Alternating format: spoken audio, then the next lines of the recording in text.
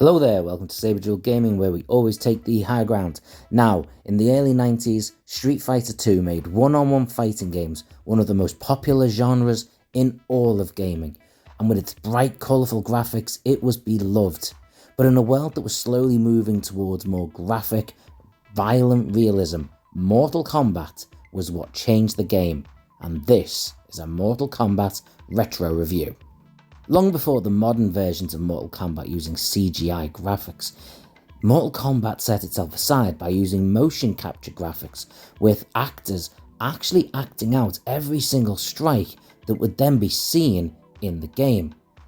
This unprecedented hyper-realistic look, along with its focus on blood, gore, and of course its famous fatalities, gave it a feel and appeal that no other combat game of its type had at the time. So the question was, how would it be received?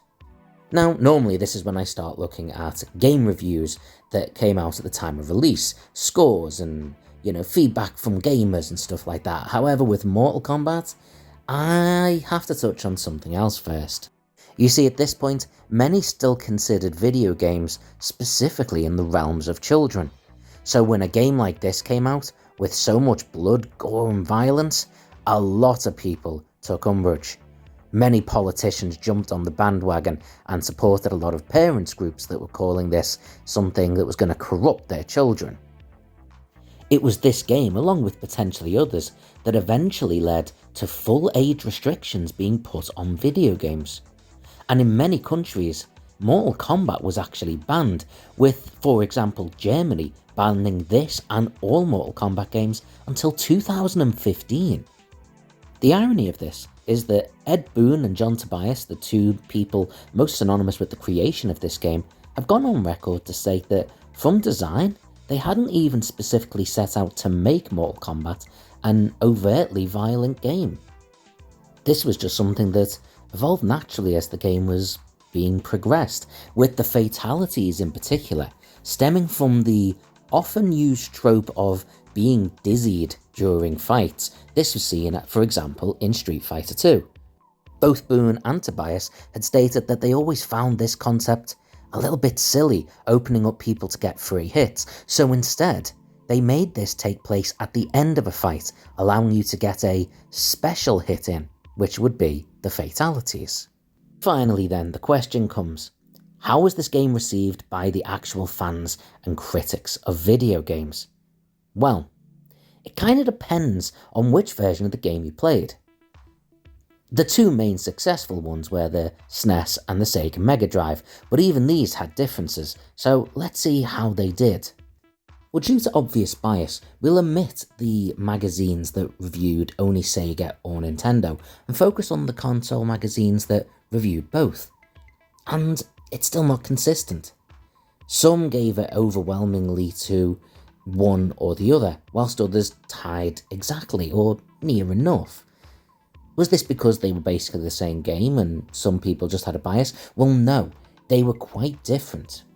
You see, in order to try and appease the censors, Nintendo shied away from too much blood and even changed the fatalities. Although some of these were still pretty brutal, many of them were toned down. However, the SNES by far boasted the most faithful graphics to the arcade original, with much smoother gameplay as well. It also helped that the SNES controller had more buttons, allowing it to be more faithful to the arcades. The Sega Mega Drive, on the other hand, well, it didn't run quite as smoothly and the graphics didn't pan out quite as well, but it had the blood and it had the fatalities, and quite frankly, for a lot of people, this was the clincher. This was what they got Mortal Kombat for. So again, it kinda depended on what you looked for, but overall, it's probably fair that the aggregated scores are pretty much 50-50, and both would mark it around the lower 80%, which is probably fair for this game.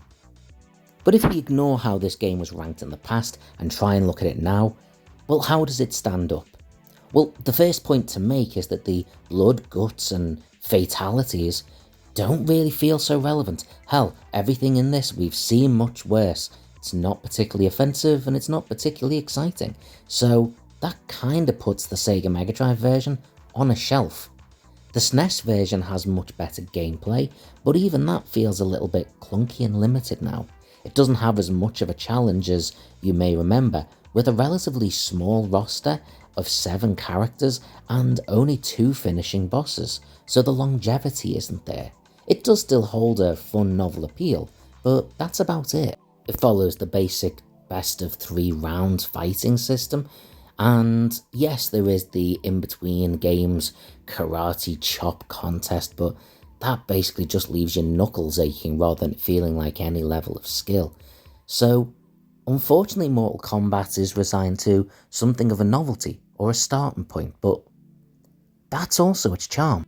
Mortal Kombat would go on to have many other games, sure, but its impact would be felt in the music history, with Adema, for example, doing songs for its games, not to mention the ever so famous Mortal Kombat song that was made for just one of the 3 movies, not to mention spin-off series.